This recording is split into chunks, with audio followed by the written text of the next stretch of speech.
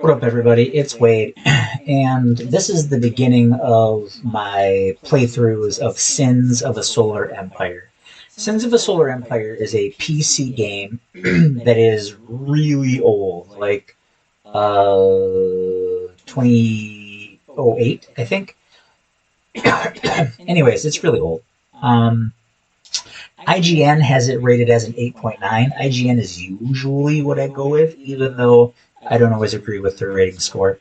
It's a real-time strategy. There is no campaign for it. It's just a bunch of sandboxes, but there are gigantic maps for this. There are just I think my very first game of Sins was 16 hours, and I played it on times 1 speed. That's before you could jack the speed up and down.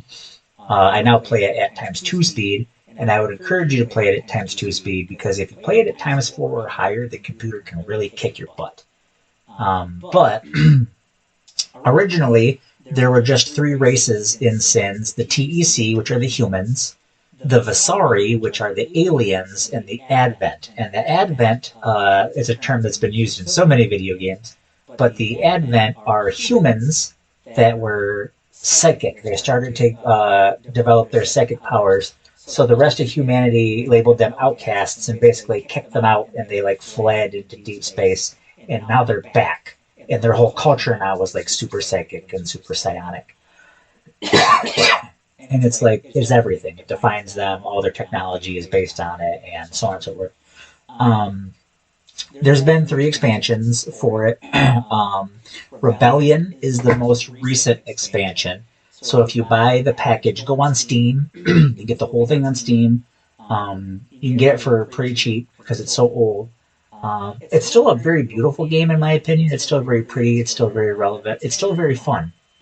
I do suggest that you play it on normal or lower until you get used to it, because as you'll see, so Season 1, I play the Loyalists. So in Rebellion, each of the 3 factions then split into 2, so now there's technically 6 factions. There's Loyal and Rebel TEC, Loyal and Rebel Visari, which are the alien invaders, and Loyal and Rebel Advent. So now there's kind of 6 factions. They have some different abilities. Rebellion split them, and then Rebellion also introduced the Titans, which are the super capital class ships. Each faction has their own Titan. It's super cool. There are so many different ways that you can play Sins of the Solar Empire. You can play it with little ships, you can play it with capital ships, you can play it with little ships and capital ships. Each species and then each faction in the species have their own tech trees. So, I mean, you can do advanced diplomacy stuff, you have an economy to worry about, you have defensive upgrades to worry about, there's huge tech trees, huge economies, but it's not mega complex. I mean, there's credits, there's metal, and there's crystal. Those are the 3 resources that you have, and you get more credits when you have more population. And when you get more planets, you have more population, so you get more tax and credits. And I mean, it's crunchy enough for there to be complexity, but it's easy enough for it to not be overwhelming. And then there's all sorts of ships that have all sorts of roles: repair ships, carrier ships, cruisers, frigates, attack ships, ships that are meant to destroy fortifications from far away. There's all sorts of defensive stuff with hangar bays and automated turrets. One of my favorite things, and you'll see this throughout all my videos, is I love to build star bases. The star bases are so cool. Each race's star base is different and works differently. And the Titans, I love the Titans. I love the capital class ships. There's Strikecraft with fighters and bombers. There's so much that you can do here. And then there's even different win conditions. So for example, you can win not just by destroying, not just by taking over your enemy planets, but you can win by destroying your enemy planets. Each race also has a super weapon that fits them. So you've got, uh, smaller ships, capital class ships, star bases, super weapons. You get all kinds of stuff. You can also win the game by spreading your culture. So you can build like communication stations that spread your culture. You can just straight up destroy populations on the surface of a planet from afar, depending on what race you are. Um, there's just so many cool things. And I want to show you the video.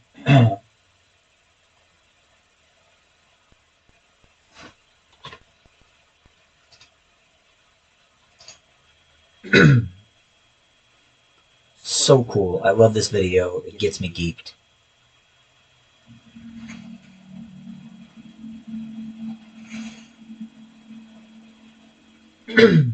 How many sovereign worlds thrived under the guidance of the trade order, and for centuries we enjoyed peace and prosperity. The ways of war have been long forgotten. And we despite fleeing from their own destruction, they overran our neighboring defenses, enslaved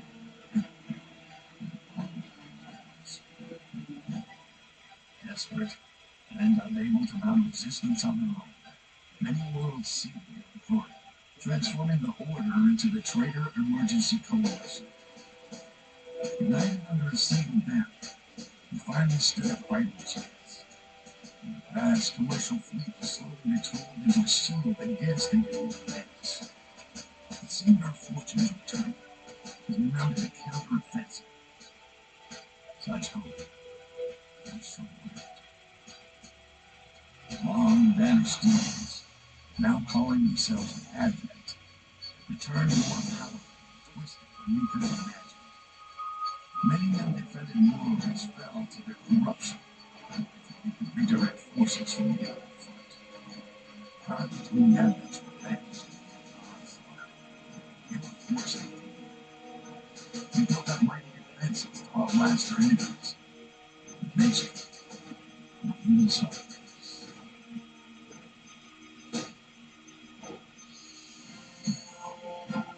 After 30 years of constant warfare, our alliances were broken down. The coalition split between those who would withdraw and those who would watch out.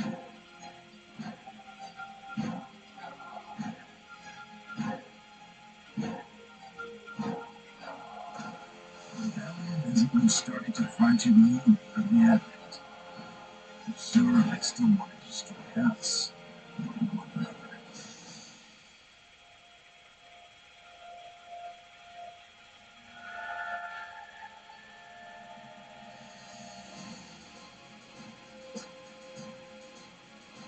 The alien assault has become increasingly desperate.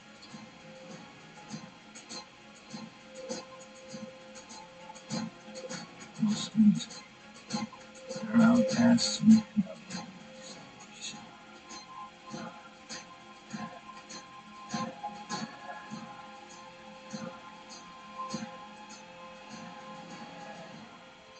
Especially if the world is destroyed.